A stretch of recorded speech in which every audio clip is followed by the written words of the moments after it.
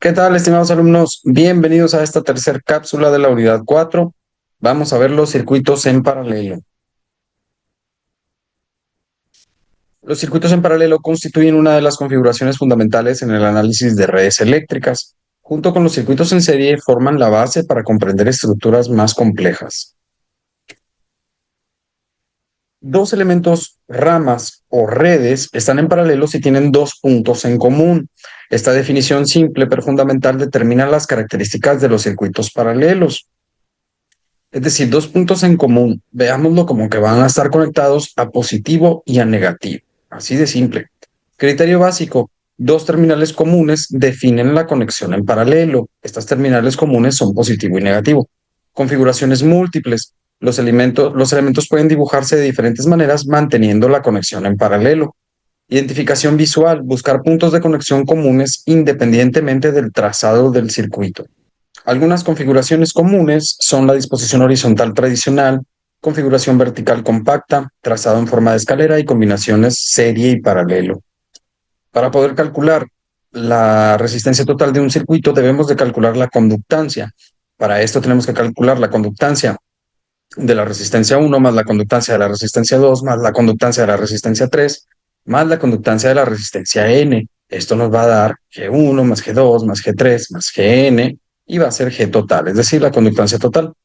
Entre más elementos, mayor conductancia total del sistema. A mayor corriente, mayor conductancia.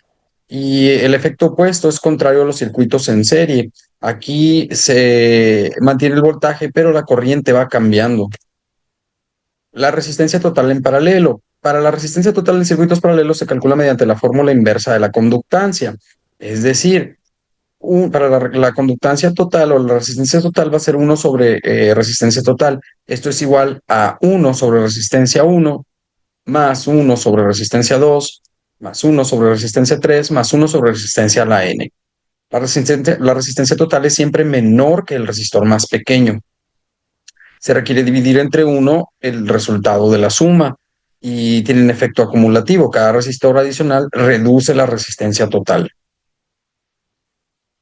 Por ejemplo, para la resistencia total en una red R1 de igual a 3 ohmios y R2 de 6 ohmios conectados en paralelo, mediremos primero las conductancias. Esto será 1 entre 3 más 1 entre 6, es decir, 0.33 más 0.167. Esto nos da igual a 0.5. Lo siguiente que tenemos que hacer es dividir 1 sobre 0.5 y nos dará la resistencia total, que son 2 ohmios. Ahora que ya tenemos la resistencia total, podemos realizar el cálculo de manera más simple. ¿Okay? Este resultado confirma que la resistencia total es menor que el resistor más pequeño de la combinación. Aquí teníamos 3 y 6 y la resistencia total es 2, es decir, 2 es más pequeño que 3. Ahora, la fórmula simplificada para dos resistores sería resistencia total es igual a R1 por R2 dividido entre R1 más R2. Esto es para solamente dos resistores. Multiplicar los dos valores de resistencia, sumar los dos valores de la resistencia y dividir el producto entre la suma. Regla mnemotécnica. Producto sobre suma para dos resistores en paralelo. Únicamente dos. Resistores iguales en paralelo. Cuando n resistores de igual valor R están conectados en paralelo, el cálculo se simplifica considerablemente, ya que tendríamos resistencia total será igual a resistencia sobre n. Por ejemplo, en dos resistores, el resistor entre 2 sería la mitad del valor. Para 3, resistor entre 3, la tercera parte, y para 4, pues la cuarta parte, resistencia entre 4. Los circuitos en paralelo presentan características únicas que los distinguen de las configuraciones en serie. Tienen un voltaje constante. El voltaje es el mismo en todos los elementos paralelos. Voltaje 1 va a ser igual a voltaje 2, que es igual al voltaje de la fuente. Corriente dividida. La corriente se divide según los valores de la resistencia. Potencia distribuida. Cada elemento disipa potencias de manera independiente.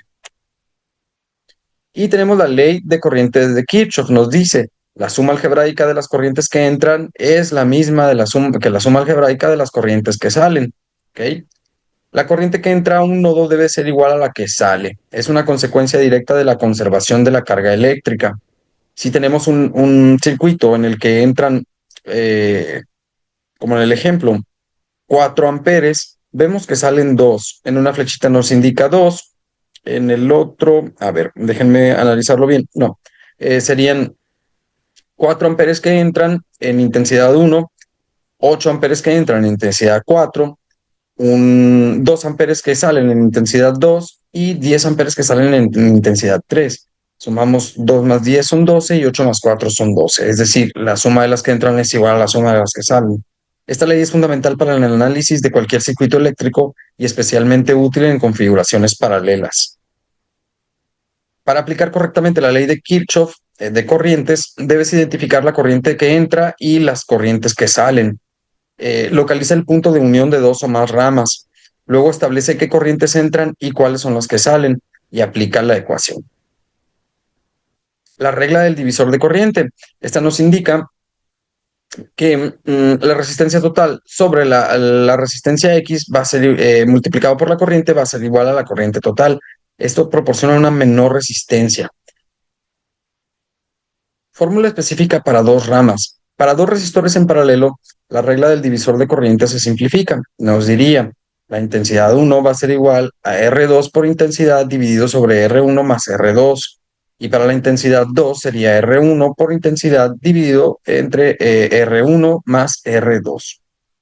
Observe que para calcular intensidad 1 se utiliza R2 y para calcular intensidad 2 se utiliza R1. Este es el resistor opuesto al que aparece en el numerador. Para fuentes de voltaje en paralelo, las fuentes de voltaje solo pueden conectarse en paralelo si tienen el mismo voltaje nominal. ¿Okay? Todas las fuentes deben de tener idéntico voltaje. Esto proporcionará mayor corriente. El voltaje permanecerá igual y la corriente va a aumentar. La combinación puede suministrar mayor corriente. Se van a ir sumando cada una de estas.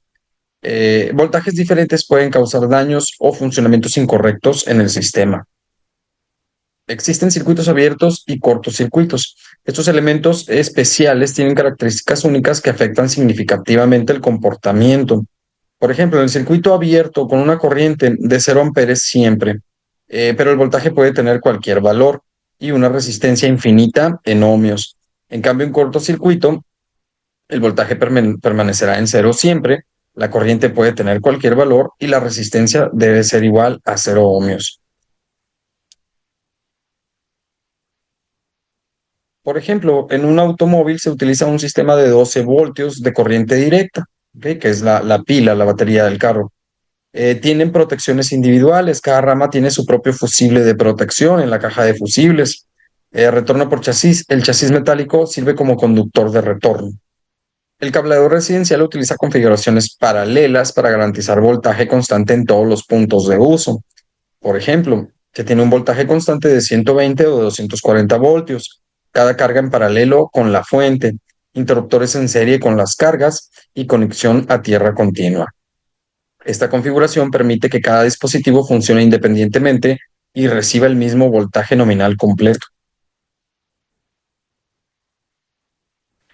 En resumen, todos los elementos en un circuito en paralelo comparten el mismo voltaje y la corriente se va dividiendo. La corriente se distribuye inversamente a la resistencia. Resistencia reducida. La resistencia total siempre es menor que el resistor más pequeño y tienen independencia operativa. Cada rama funciona independientemente. Dominar estos conceptos es esencial para el análisis de redes más complejas y aplicaciones prácticas en sistemas electrónicos reales. Bien, estimados alumnos, esto es todo por esta cápsula. Gracias por su atención y nos vemos en el siguiente video.